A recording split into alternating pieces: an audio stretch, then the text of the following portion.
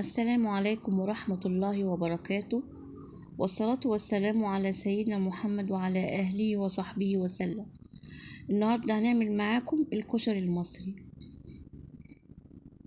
المقادير معايا ربع كيلو حمص منقوع لمدة 5 ساعات، ومعايا ربع كيلو عدس برضو منقوع لمدة 5 ساعات، ومعانا مكرونة مقصوصة صغيرة ومكرونة سباكيتي، وربع كيلو شعرية، وحوالي نص كيلو رز، ومعايا بصلة متقطعة جوليان،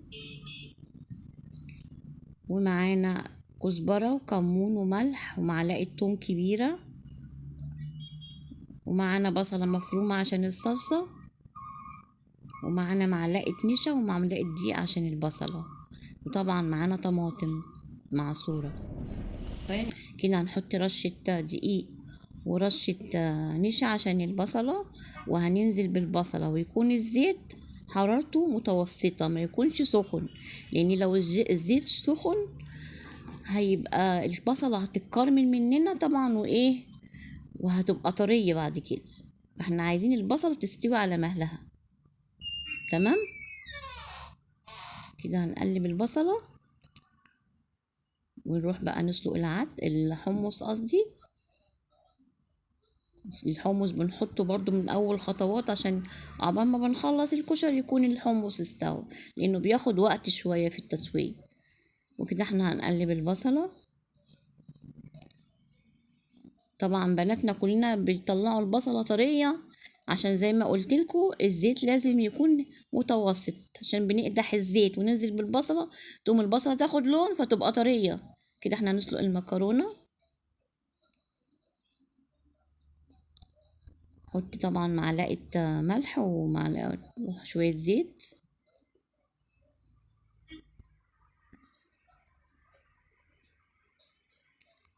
احنا لما بنيجي بنسوي الكشري بتبقى كل حاجة على عين بوتاجاز، على شعلة بوتاجاز، يقوم كل حاجة تطلع مع بعض. كده احنا بنرجع تاني بقى للبصلة، بنعمل حاجة ونرجع للبصلة، مش هنفضل واقفين جنب البصلة ونضيع وقت قبل ما نبص نلاقي الوقت عدى مننا ولا.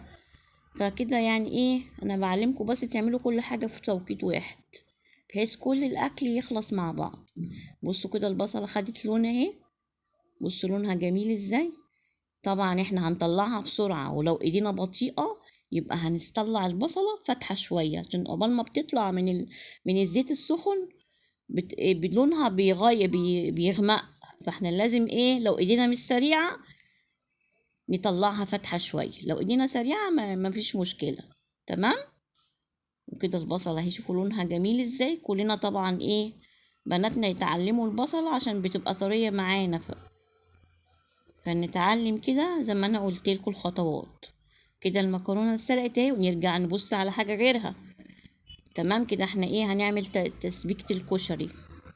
كده نزلنا بالبصله، وهننزل بمعلقه توم كبيره. تمام.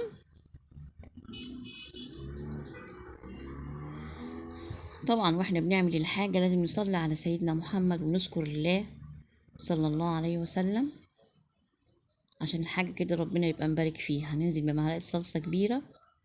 تمام. طبعا هننزل بالتوابل، كمون، كزبره، ملح. كده احنا هنحمر الشعرية،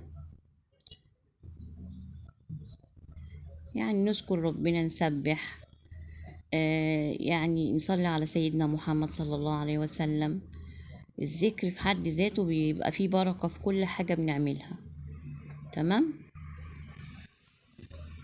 كده احنا هننزل بالعدس والشعرية، حمرنا الشعرية، وننزل بالرز. اللهم صل وسلم على سيدنا محمد.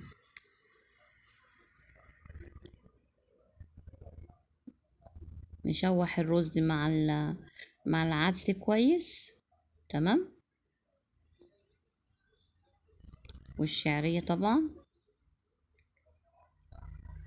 وركز زي ما قلت لكم على التشويحة دي، الرز يبقى مفلفل كده وجميل. احنا كنا زمان بنسلق العدس، دلوقتي اتعلمنا ننقع العدس احسن، بيخلي الرز مفلفل وحلو. اهالينا زمان كانوا بيسلقوه، كده احنا نزلنا بمعيار المية اهو.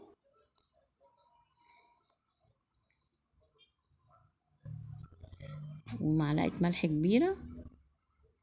تمام.